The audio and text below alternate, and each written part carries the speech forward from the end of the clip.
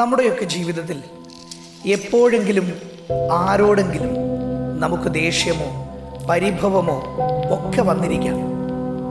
നാം കാരണങ്ങളെ ചികയുമ്പോൾ ഒരുപക്ഷെ അതിനകത്ത് നമ്മുടെ ഭാഗത്ത് ന്യായങ്ങളുണ്ടാകാം.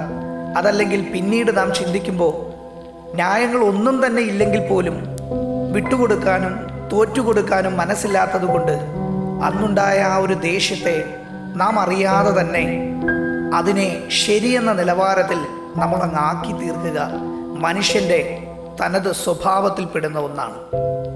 എന്നാൽ ദേഷ്യ സ്വഭാവം നമ്മുടെ ജീവിതത്തിനകത്ത് സംഭവിക്കുമ്പോൾ അതിൻ്റെ അനന്തരഫലങ്ങൾ വളരെ നാം ആഗ്രഹിക്കാത്ത നിലവാരത്തിൽ ഏറ്റവും അപകടം നിറഞ്ഞതായി തീരുന്ന സാഹചര്യങ്ങളും നാം ഒരുപാട് കണ്ടിട്ടുണ്ട്.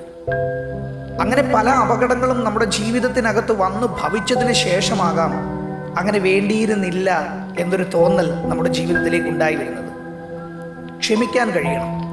മനുഷ്യനെന്ന് പറയുമ്പോൾ അവൻ പൊറുക്കുവാനും ക്ഷമിക്കുവാനും സഹിക്കുവാനും ഒക്കെയുള്ള കഴിവ് തന്നാണ് സർവേശ്വരനായ നിൻ്റെയും എൻ്റെയും സൃഷ്ടാവ് നമ്മെ ഈ ഭൂമിയിലേക്ക് സൃഷ്ടിച്ചു വിട്ടിട്ടുള്ളത്.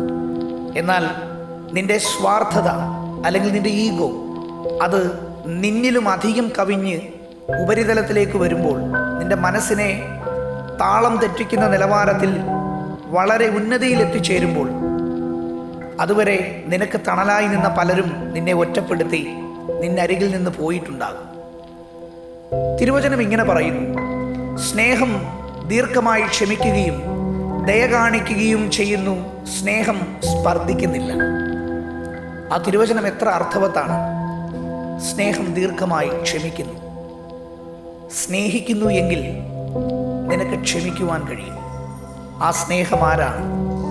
ഇന്ന് പകലിൽ നീ ഈ തിരുവചനത്തെ കേട്ടുകൊണ്ടിരിക്കുമ്പോൾ, അല്ലെങ്കിൽ ഈ ശബ്ദത്തെ കേട്ടുകൊണ്ടിരിക്കുമ്പോൾ, നിന്റെ അരികിലായി ഇറങ്ങി വരുന്ന സാക്ഷാൽ യേശു ക്രിസ്തുവിനെ നിനക്കറിയുവാനും സ്വീകരിപ്പാനും സാധിക്കുന്നുവെങ്കിൽ, അവനിൽ നിറഞ്ഞു നിൽക്കുന്ന സ്നേഹമെന്ന ഏറ്റവും നന്മയുള്ള ആ സ്വഭാവം അല്ലെങ്കിൽ ആ ശ്രേഷ്ഠത നിന്റെ ജീവിതത്തിനകത്തേക്ക് പകരപ്പെടുകയാണ്. കുറ്റങ്ങളും കുറവുകളുമുള്ളവരാണ് നാമെങ്കിൽ, നീ ഒന്ന് ഏൽപ്പിച്ചു കൊടുക്കാൻ ഈ പ്രഭാതത്തിൽ തയ്യാറാകുന്നുവെങ്കിൽ, നിന്റെ ജീവിതത്തിൽ അത്ഭുതങ്ങളെ ചെയ്യുവാൻ ആ സ്നേഹത്തിന് സാധിക്കും. സ്നേഹമെന്ന ആ ദൈവത്തിന് സാധിക്കും. ആകയാൽ സ്നേഹത്തിൽ നമുക്ക് മുൻപോട്ട് പോകുവാൻ നമുക്ക് സ്വീകരിക്കാം ആ യേശു ക്രിസ്തുവിൻ്റെ സ്വഭാവത്തെ, ആ ക്രിസ്തു യേശുവിനെ. അങ്ങനെയെങ്കിൽ അവനിലൂടെ നിന്റെ ജീവിതത്തിൽ സ്നേഹം നിറയുകയും പരസ്പര ബന്ധം നിനക്ക് കാത്തു സൂക്ഷിക്കുവാനും സാധിക്കട്ടെ. കർത്താവ് ഈ വചനങ്ങളാൽ നിന്നെ അനുഗ്രഹിക്കട്ടെ.